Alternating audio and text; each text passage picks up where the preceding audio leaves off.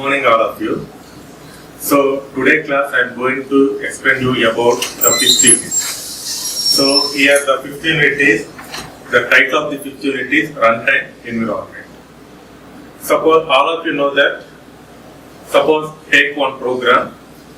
Once the program is completed, next two thing is we have to compile that program. So in this compilation process, internally the compiler must do, one is the storage allocation, it allocates some storage and also it provides some access to the variables and data.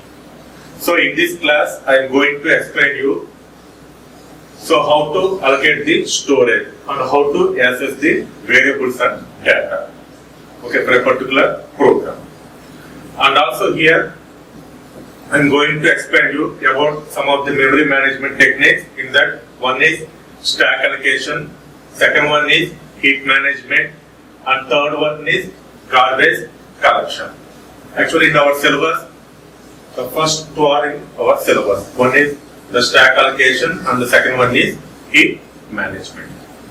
So in this unit, mainly we are concentrating on how to allocate the storage and also how to access the variables and data in a particular program. Okay, because suppose normal program is okay, suppose some of the programs having multiple functions are there. So each and every function we have derived some variables. Okay, so how we can access those variables. Okay, that will come under this unit. So here the first thing is the storage organization. Just now I have mentioned that, so each and every program we can execute it. So in the executing the target program, run its own logical address space. Okay, so each and every program executing the target program, which is runs on its own logical space. For each and every program has a location. Now, the management and organization for this logical space is shared between the compiler, operating system, and the target mission. So whatever is executing the target program, it is runs on own logical address space.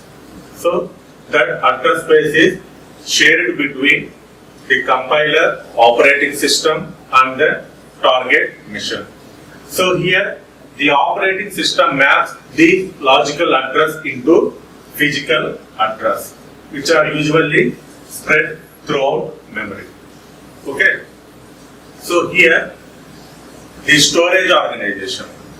So the storage organization during the runtime. So during the runtime memory divide into some parts. So in this case, the runtime representation of the object program in the logical address consists of, one is data and second one is program area. So this one, data and program area. Okay. Suppose in this case we have total four fields are there.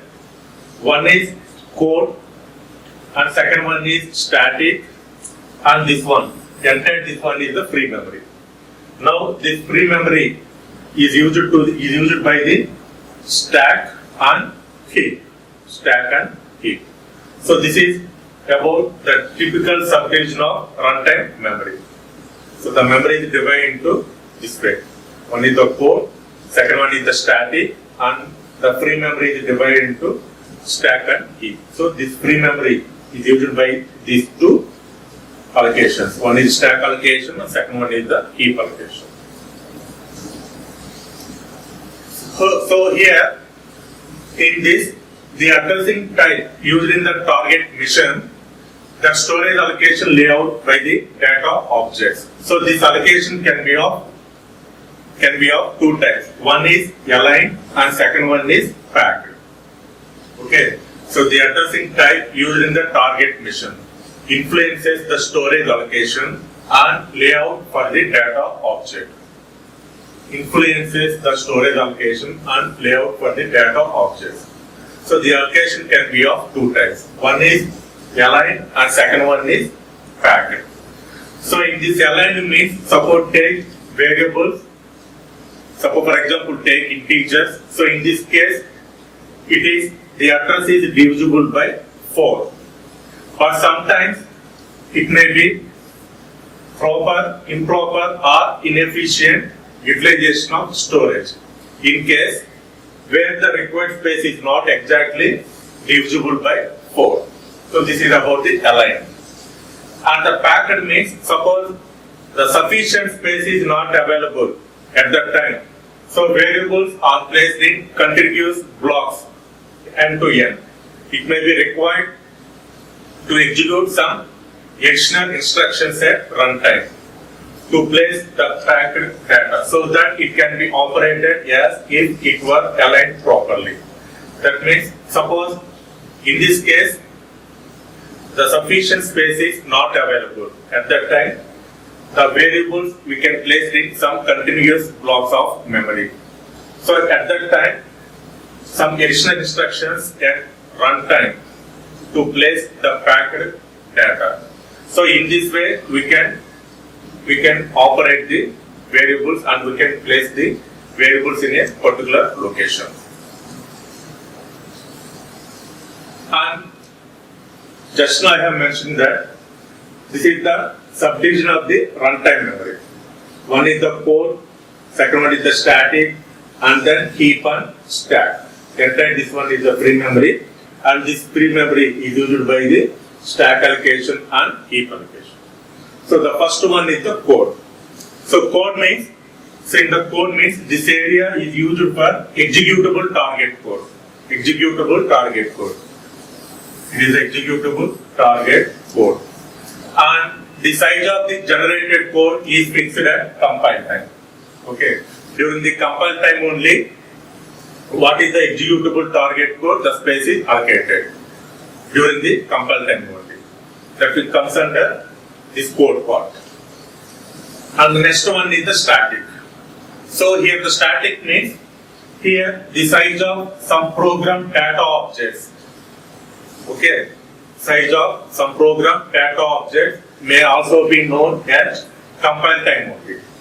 So these objects are also placed in the static area. This one. So code part means executable target code. Executable target code. Okay, placed in code only. And the static area means some program data objects. Some program data objects will be stored in the static area only. And the last one is stack and heap. So here entire this one is the free memory. Entire this one is the free memory. So in this free memory, 2 ends of the unused space and grows towards each other. So in this case, the stack area is used to store activation records. The stack area is used to store the activation record. So what is meant by activation record means during the compilation process, whenever a procedure is called, automatically in the background some activation record will be activated. Okay. In the next class, in the next topic, I will explain about what is meant by activation record. So in the stack area is used to store the activation record generated during procedure calls, and these are stored in the temporarily or short-lived data. Okay, short-term data. While the heap area means is used to allocate and deallocate space. Allocate and deallocate space dynamically. Okay. So these two are very, very important. Stack allocation means the main purpose of the stack area is to store activation record. And the next one heap means, and one more thing is in stack is used for temporary only. And the heap means, so heap area means it is used for allocate and deallocate memory during the runtime only, during the runtime process. So here, and one more thing is, the code and static areas are statistically determined at compile time only. Okay, where the stack and heap areas are dynamic. To improve the maximum space utilization. So the first one, the code and static areas. The code and static areas. These two areas comes under compile time. Stack and heap. These two allocations comes under dynamic. Now, this is the difference between the static and dynamic allocation. Static and dynamic storage allocation. So just now I have mentioned that the static part. So it is also known as the compile time location. So static, code and static comes under the compile time only. So static means it comes under the compile time allocation. Whereas the dynamic means it comes under the runtime allocation. Okay, static means it comes under compile time. Dynamic means it comes under runtime allocation. And the next one is here, the decision is based on the contents of the program. It is based on the contents of the program and it does not depend on the output. Only depends on the content of the program. Whereas in this case, in the dynamic, it can be decided only when the program is running. Once the program is running, we can allocate the space. Okay. That's why the dynamic means we can allocate and deallocate memory space. Whereas the static means it allocates the space during the compile time only. And here in the static storage allocation, the examples are, one is the code and second one is static area, code and static area. Whereas considered to the dynamic means, here the examples are stack and heap areas. So this is about the static versus the dynamic storage allocation. And also here, the stack means, I have already mentioned that the purpose of the stack is, it is used for the activation records, for calling the procedures. So it is used for the local and short-term variables. Whereas the heap means, it is used for the non-local and long-term variables.